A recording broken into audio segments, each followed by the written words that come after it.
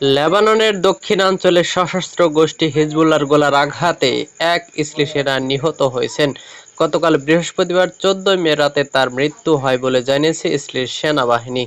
নিহত সেনার নাম স্টাফ সার্জেন্ট নেগেভ দাগান। 20 বছর বয়সী এই দখলদারি গোলানি ব্রিগেডের 12 নং ব্যাটালিয়নে কর্মরত ছিলেন। তিনি দেকেল নামে একটি এলাকার বাসিন্দা ছিলেন। গত মাসের মাঝামাঝি সময়ে যুক্তরাষ্ট্রের মধ্যস্থতায় ইসরায়েল ও লেবাননের মধ্যে যুদ্ধবিরতি হয়, তবে হামলা পুরোপুরি বন্ধ হয়নি।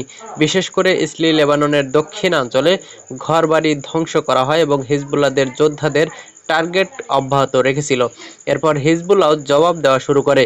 যুদ্ধবিরতির পরও লেবাননে ইসরায়েলের যেসব সেনা রয়ে গিয়েছিল তাদের টার্গেট করে ফাইবার অপটিক যুদ্ধ ড্রোন ছুড়ছে হিজবুল্লাহ। এসব ড্রোন প্রতিহত করার প্রযুক্তি ইসরায়েলের কাছে না থাকায় তাদের সেনারা নিয়মিত হামলার শিকার হচ্ছে।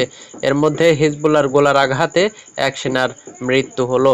যুদ্ধবিরতি শুরুর পর সব মিলিয়ে ইসরায়েলের 6 সেনা নিহত হয়েছেন। সূত্র টাইমস অফ ইসরায়েল।